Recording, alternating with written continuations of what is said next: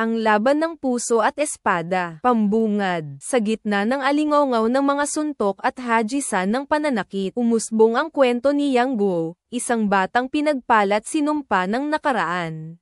Sa ilalim ng mga puno ng peach blossom, sa isla ng mga misteryo at martial arts, nagsimula ang kanyang paglalakbay. Isang anak na naghahanap ng katotohanan. Isang mandirigmang nag-uunat ng pakpak sa gitna ng pagkakasalungat. Pagkilala sa nakaraan. Sino ako? Tanong ni Yang Guo sa kanyang sarili, habang pinagdududahan ang kanyang pinagmulan.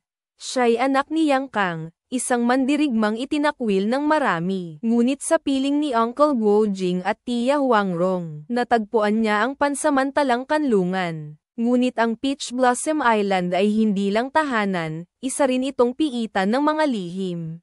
Ang bawat sulyap ni Lolo Huang Yaoshi ay puno ng pangamba, baka siya'y maging tulad ng ama.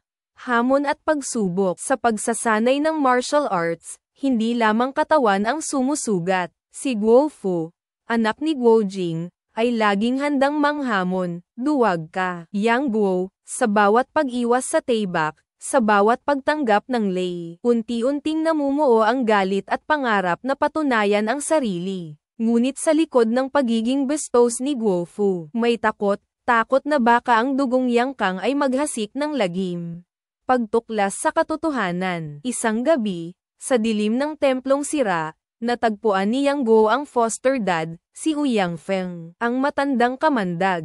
Sa kabila ng mga babala, itinuring niya itong tunay na ama. Anak, ang martial arts ay hindi lamang sandata. Ito'y pag-unawa sa sarili, bulong nito. Ngunit ang pagmamahal ni Yang Guo ay sumalungat sa mundo. Si Ouyang Feng ay kaaway ng lahat kasama na si Guo Jing. Pagbabalat kayo at pagtatraidor. Nang malaman ni Huang Yaoshi ang lihim na ugnayan nila, nagwakas ang katahimikan.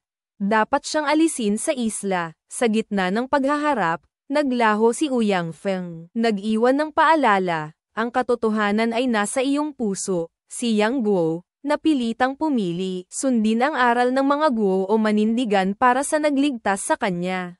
Paglimot at pag-asa. Sa huling tagpo, lumisan si Yang Guo kasama ang pangako, babalik ako, ng mas malakas, habang papalayo sa Peach Blossom Island. Tinignan niya ang dagat, sa gisag ng kanyang magulong damdamin. Si Guo Jing, sa likod, nagbulong, sana'y mahanap mo ang landas na hindi nagawa ng iyong ama.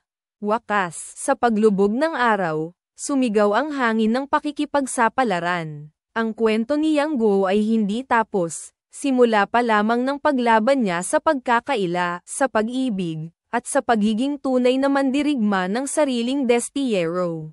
Pangwakas na patinig. Sa mundo ng martial arts, ang pinakamapanganib na kalaban ay hindi ang may hawak ng espada, kundi ang pusong nagdududa sa sarili,